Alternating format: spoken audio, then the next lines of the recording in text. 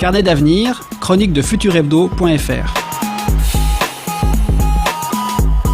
Voici 2 nouvelles qui dérangent, étonnent et réjouissent de vivre en ce milieu de 21e siècle.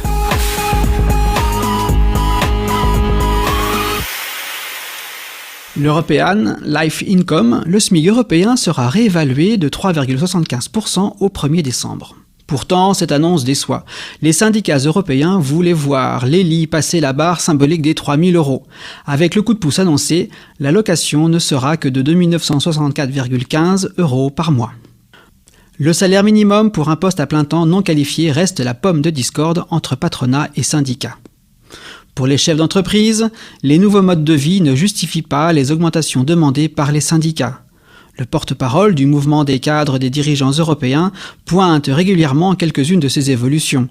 Les nouvelles réglementations sur le logement, la dématérialisation de la citoyenneté, l'abandon de la voiture individuelle et les loisirs accessibles, toujours à prix plus concurrentiels. Selon l'organisation patronale, tout semble fait aujourd'hui pour que chacun trouve sa place dans la société civile avec des salaires décents, aussi bien du point de vue des salariés que de celui de l'entreprise. À l'inverse, et dans un champ qui sonne comme l'éternité, les syndicats pointent ce qui, à leur sens, sont des violences faites aux personnes en les privant d'un vrai logement, en se servant des évolutions technologiques dans le débat salarial, en utilisant les choix de vie privée comme argument de négociation professionnelle. Inacceptable pour les syndicats, selon leurs propres paroles, ces énumérations ne sont que des tentatives de déstabilisation des négociations syndicats-patronat. Sans faire le jeu de la polémique, certains constats peuvent néanmoins être faits. La moitié du siècle qui vient de s'écouler aura vu l'aboutissement d'un long processus industriel initié dès la fin du XXe siècle. À l'échelle du vieux continent, ce mouvement est celui de la réduction progressive des activités primaires, principalement dans l'agriculture, et secondaires, industrie et biens de consommation. La quasi-disparition de ces pans du tissu industriel européen se sera faite au profit des nouvelles activités et services. Services de proximité, services informatiques, services à la personne et bien sûr, les activités des loisirs rassemblées sous l'anglicisme « entertainment ». Cette nouvelle donne sociale a des effets secondaires à géométrie variable. Précarité, disent les syndicats. Mobilité, répond le patronat. On l'a compris, le débat est loin d'être clos.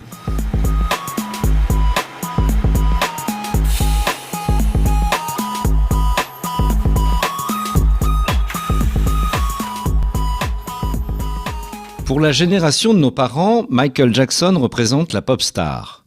En leur temps, les Beatles ont révolutionné le rock'n'roll.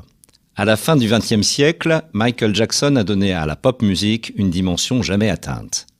Mais si l'on parle aujourd'hui de lui, ce n'est pas parce que sa discographie présente une actualité particulière, mais parce que la dépouille du célèbre chanteur se trouve dans une situation des plus inattendues. À son décès, Michael Jackson a été plongé en hibernation nanotech. La chose avait été gardée secrète pendant de nombreuses années, la technique en était à ses balbutiements. Aujourd'hui, la procédure est bien rodée. En cas de décès, l'hibernation nanotech doit être engagée en moins de 3 minutes afin de préserver les cellules cérébrales de toute détérioration. C'est ainsi que le corps de la pop star baigne dans un bain nanotech. Les caissons sont renouvelés au gré des évolutions de la technique. Les nanorobots assurent l'entretien des cellules du corps. Ils le maintiennent dans une stase contrôlée, en attendant que le corps médical juge opportun de réveiller le dormeur. Les médecins veulent s'assurer de pouvoir soigner le patient avec succès et lui assurer ainsi une nouvelle jeunesse. Les milliardaires que l'on garde durant des temps indéfinis, à la mesure de leurs revenus posthumes, on les compte désormais par centaines. Le problème du sarcophage de Michael Jackson est de se trouver au cœur d'une procédure qui traîne depuis plus de 15 ans.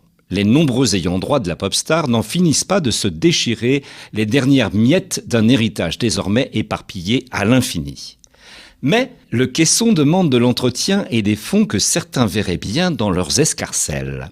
Le juge semble décidé à confier la garde du sarcophage du chanteur à la fondation qui porte son nom. Reste la question de l'argent. La fondation n'a pas les moyens de l'entretien du sarcophage, ses statuts l'avouent à des œuvres d'éducation. Ne reste qu'une solution, lancer une souscription publique pour sauver le corps de la star. Sarcophage en détresse, sarcophage à la dérive. Rendez-vous la semaine prochaine pour d'autres nouvelles de notre futur immédiat.